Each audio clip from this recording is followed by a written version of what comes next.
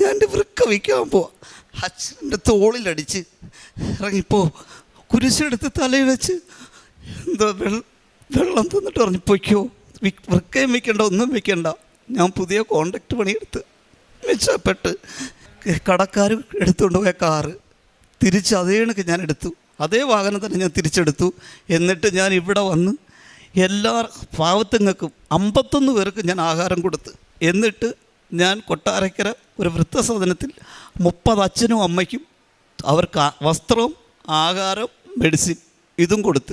ഇനിയും കൊടുക്കാൻ എൻ്റെ തിരുകുമാരനും എൻ്റെ മാതാവും വിചാരിച്ച് ഞാൻ ചെയ്യും.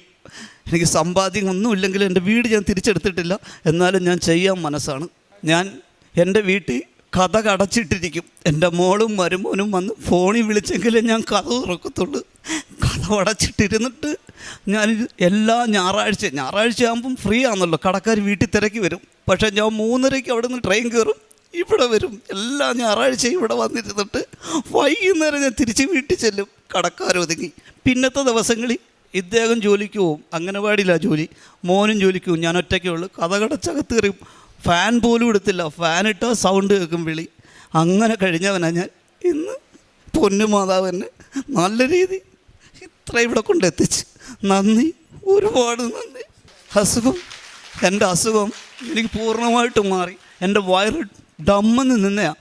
എന്നെ ഇപ്പോൾ ചെക്കപ്പിന് കൊണ്ടുപോയപ്പോൾ ഞാൻ മരുന്നൊന്നും മരുന്ന് കഴിക്കാൻ ഒക്കത്തില്ല. 17,000 രൂപ വേണം ബ്ലഡ് മാറണമെങ്കിൽ.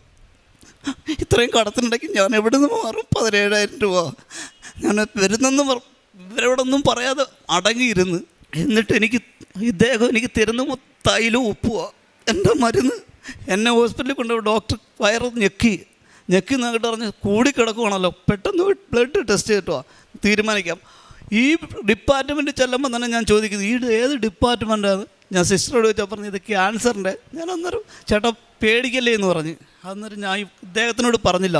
ഇദ്ദേഹം ഉടനെ ഉപ്പെടുത്ത് എൻ്റെ വായിലുമിട്ട് തൈലും വെച്ച് കുരിശും വരച്ച് എൻ്റെ പള്ളയിലും വരച്ച് കയറ്റി. ഞാൻ ചോദിച്ചു, മോളെ ഇതിൻ്റെ റിസൾട്ട് എപ്പോൾ കിട്ടും? ചേട്ടാ റിസൾട്ട് അസുഖം ഉണ്ടെങ്കിൽ 3 മണിക്കൂർ.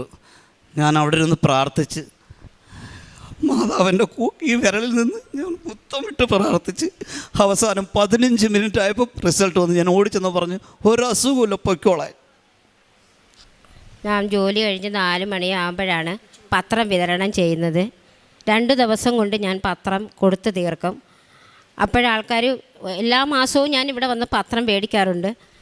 ഒരു മാസം കിട്ടിയില്ല എന്നുണ്ടെങ്കിൽ ഓരോരുത്തർ എന്നെ വിളിച്ച് ചോദിക്കുക എന്താണ് പത്രം തരാത്തതെന്ന് ചോദിക്കുക. അങ്ങനെ ഞാൻ അവർക്ക് കൊടുക്കാറുണ്ട്. അതുപോലെ തന്നെ എൻ്റെ കൂടെ